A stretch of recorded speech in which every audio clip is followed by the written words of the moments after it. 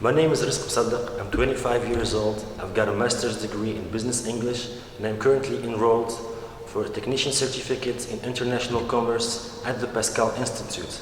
And the reason why I'm here today is because I am very passionate about the history of my country, and I want to raise awareness about the patrimony of Tunisia. So let's talk about the shipwreck of Mahdia. The shipwreck of Mahdia was found by Greek sponge divers off the coast of Tunisia on 40 meters depth in June 1907.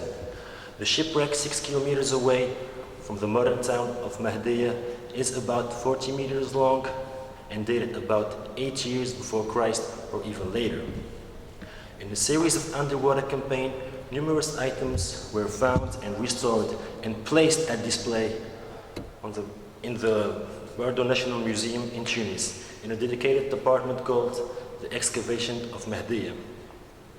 The greater part of the sculptures was salvaged between 1907 and 1913 by French archaeologist Alfred Merlin, at that time Director of Antiquities in the Protectorate of Tunisia.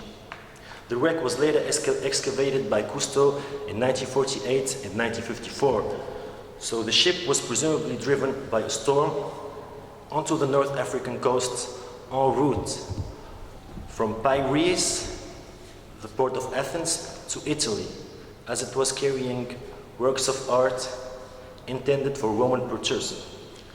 Its cargo included high-quality furniture fittings, decorative items and architectural elements, marble and bronze sculptures, one of which a harem with the head of Dionysus, along with a winged olive wreath boy identified as Agon, a bronze bust of Ariadne, and 2 bronze statuettes of dancing dwarfs, and finally a bronze satyr.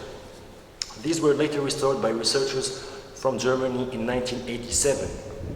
So we can have a look at a few examples of works of art found underwater and dated about the 80s before Christ, and displayed in this department. The publication of the finds themselves ignited a broad scholarly discussion in the ensuing